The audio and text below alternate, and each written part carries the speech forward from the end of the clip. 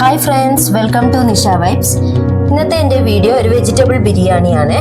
കുക്കറിൽ ഏറ്റവും എളുപ്പത്തിലും വേഗത്തിലും ഉണ്ടാക്കാൻ പറ്റുന്ന ഒരു വെജിറ്റബിൾ ബിരിയാണിയുടെ റെസിപ്പിയാണ് ഇന്ന്. എൻ്റെ ചാനൽ ആദ്യമായിട്ട് കാണുന്നവരാണെങ്കിൽ ഒന്ന് സബ്സ്ക്രൈബ് ചെയ്ത് കാണാൻ ശ്രമിക്കണേ. ഇനി നമുക്ക് വീഡിയോയിലോട്ടേക്ക് പോകാം.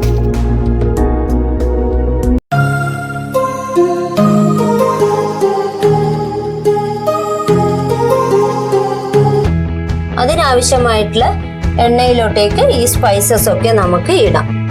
അതിനുശേഷം ഒരു 6-7 പച്ചമുളക് കൂടി ചേർക്കാം.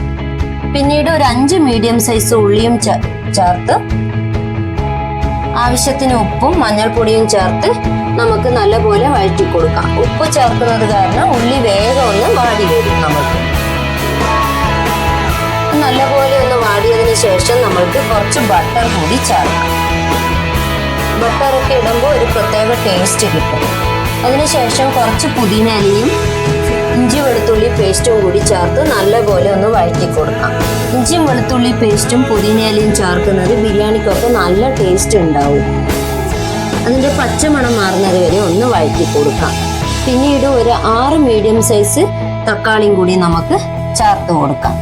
എല്ലാം നല്ലപോലെ വഴറ്റി കൊടുത്ത് എണ്ണയും മസാലയും തമ്മിൽ വേർതിരിഞ്ഞ് വരുന്നത് വരെ വഴറ്റി കൊടുക്കണം. അതിനുശേഷം ഈ പച്ചക്കറികളൊക്കെ നമുക്ക് ചേർക്കാം. ക്യാരറ്റ്, ബീൻസ്, ഉരുളക്കിഴങ്ങൊക്കെയാണ് ഞാൻ ചേർത്തിരിക്കുന്നത്.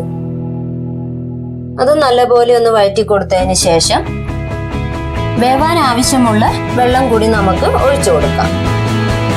ഞാൻ 5 ഗ്ലാസ്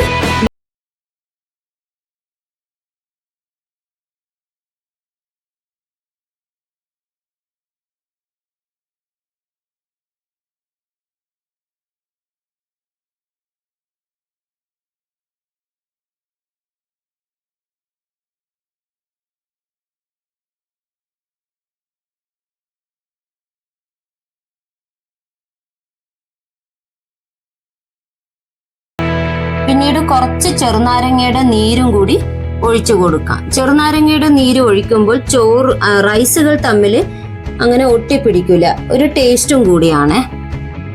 അതിനുശേഷം അടച്ചു വെച്ച് 4 വിസിൽ വന്നാൽ മതിയാവും. ഓരോരുത്തരുടെ കുക്കറും ഓരോ ഇതിലനുസരിച്ചിരിക്കുവേ. എൻ്റെ കുക്കറിൽ 4 വിസിലിൽ ചോറൊക്കെ വെന്ത് കിട്ടും.